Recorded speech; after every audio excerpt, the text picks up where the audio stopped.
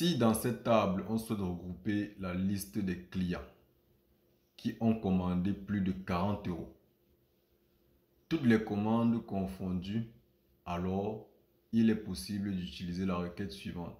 Select, client, somme, tarif, from, achat, group by, client, having, somme, tarif supérieur à 40. C'est de l'anglais pur. Salut, vous allez bien, j'espère. Nous nous retrouvons pour la leçon 10 de notre cours sur les bases de données. La leçon est intitulée la condition SQL having. Plan de la leçon. Introduction, syntaxe basique, exemple. Avant de commencer, je vais vous demander de faire 3 ou 4 petites choses. Abonnez-vous à la chaîne si ce n'est pas encore fait, activez la cloche de notification. Partagez, likez, commentez. On prend donc le générique et on revient.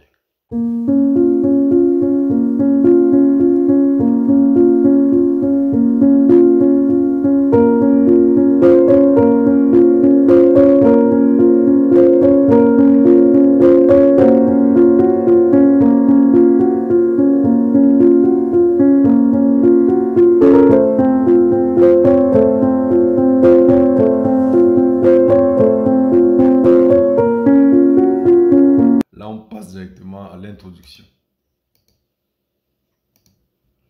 La condition having à SQL est presque similaire à where, à la seule différence que having permet de filtrer en utilisant des fonctions telles que sum, count, average, min, max. Syntaxe basique.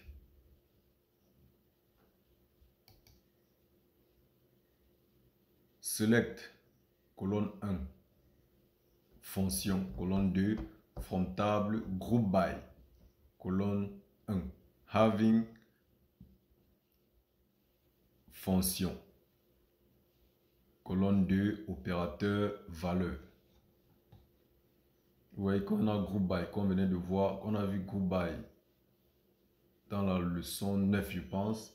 C'est ça qui revient ici. On sait déjà ce que fait group by. Donc, si vous ne savez pas encore, il est important d'aller revoir la leçon 9. Explication. Cela permet donc de sélectionner les colonnes de la table non table en groupant les lignes qui ont des valeurs identiques à la colonne 1 et que la condition having soit respectée. Having, si, doit être respecté. Ça doit être, ceci doit être respecté. Ok. Remarque, having est très souvent utilisé en même temps que group by. Ça veut dire group by et having. Ça veut dire group by avant having. Bien que ce ne soit pas obligatoire. C'est-à-dire que les deux sont utilisés, mais ce n'est pas obligatoire. Ok. Exemple. Pour utiliser un exemple concret, imaginons la table achat qui contient les achats de différents clients avec le coût du panier pour chaque client.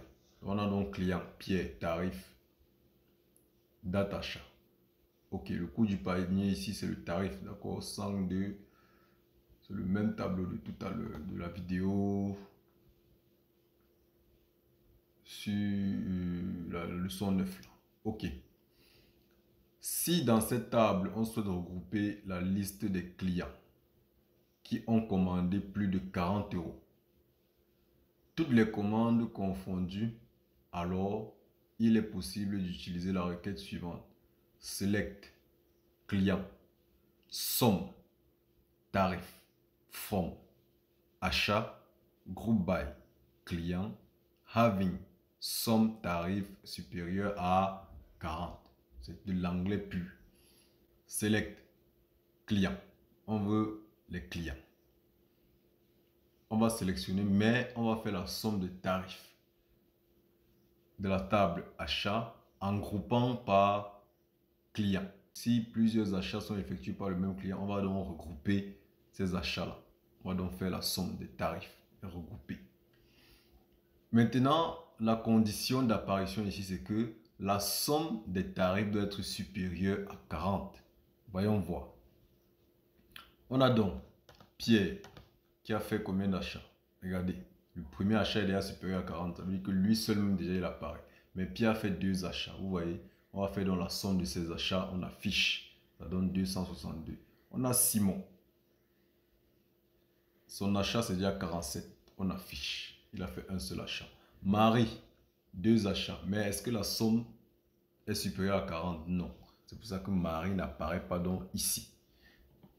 On va donc dire ici que la cliente Marie a cumulé 38 euros d'achat.